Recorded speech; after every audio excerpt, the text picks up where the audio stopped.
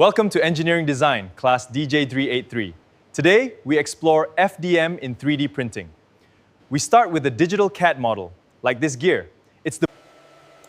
Have you ever wondered how a complex mechanical design in a computer can be turned into a physical component that is ready to use?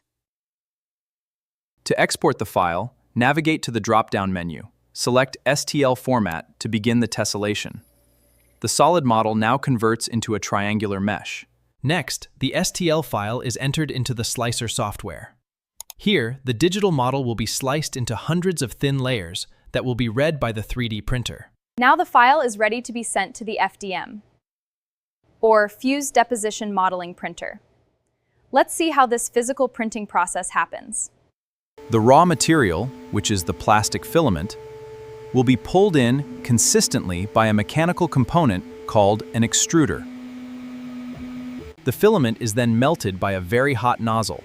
This nozzle moves according to coordinates to deposit molten plastic in layers on the heated bed until the object is formed. The main principle of FDM is layer-by-layer construction. Each layer cools and fuses with the layer below it to form mechanical strength.